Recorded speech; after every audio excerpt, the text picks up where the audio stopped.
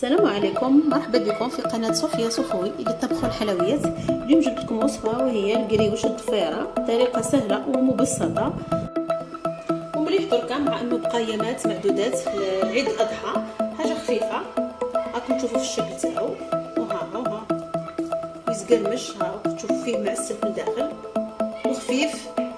دركا نروحوا لطريقة التحضير. هنايا عندي 500 غرام تاع الفرينة اللي كنت نخل فيها، لازم تنخلوها مليح. ودركا نجيبو غرفة صغيرة تاع ملح،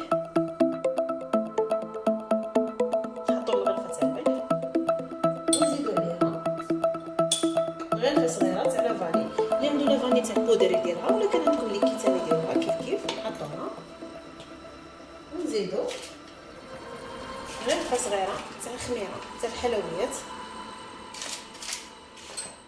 ونخلوهم شويه باش ما يبقاش الحبيبات.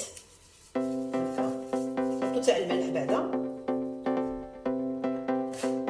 دركا نوليو نخلطو النواشف في بعضها.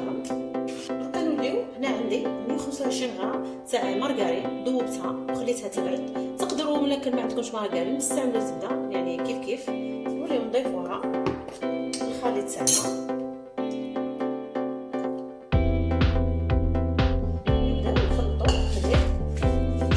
الفرينة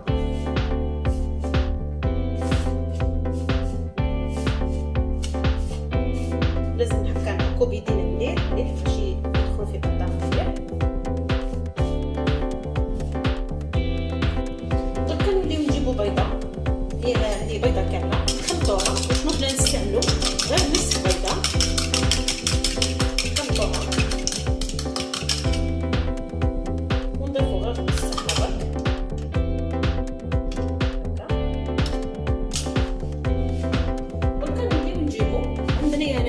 شويه ماء ونزيد الماء زهر، نخلطهم بيناتهم ونبداو نضيفو غير بشويه ونبداو نخلطو. شنو حداري العجينه تاع القريمش لازم تكون شويه ماسكه، ما تكونش جاريه، خاطرش كون تكون جاريه ما تقدروش تتحكموا فيها ولا نديرو تشكلوها.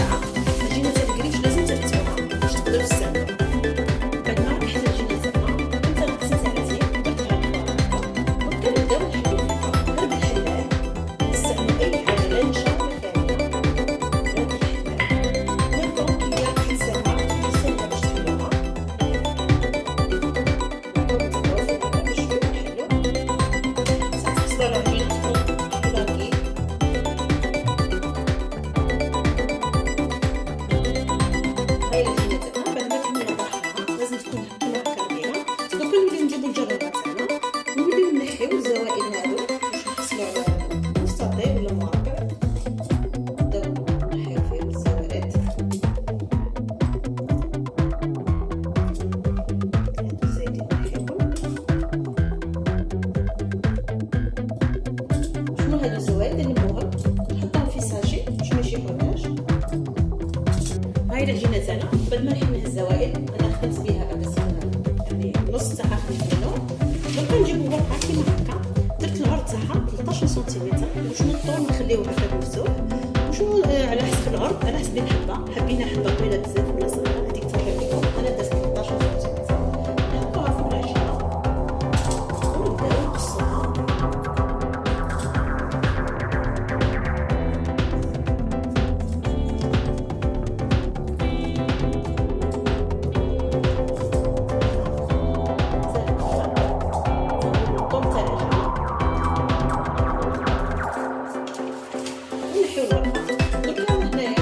باش نبداو نديرو الاشرطه تاعنا،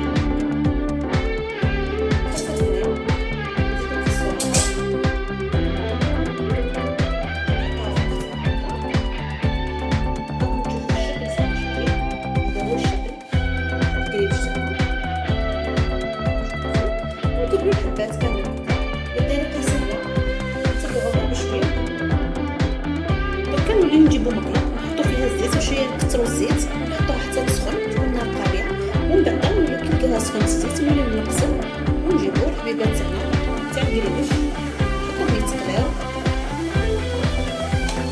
باش ما نحطوش بزاف باش ما يلصقوش في بعضهم، ونقدروا نطيبوهم. نشوفوا الكريوش تاعنا خدا اللون هذا كنشوفوا كيفاش طاغي كيما هكا. دركا نوليو نحيو نخداو القطر. دركا نوليو نجيبو العسل نكونو سخناه ماشي غير يسخن يعني يكون دافي برك على النار، ونجيبو الكريوش تاعنا بعد ما قلنا نشوفوا كيفاش على البرد لازم يكون بارد. دركا نوليو نحطو الكريوش تاعنا في العسل باش نعسلوه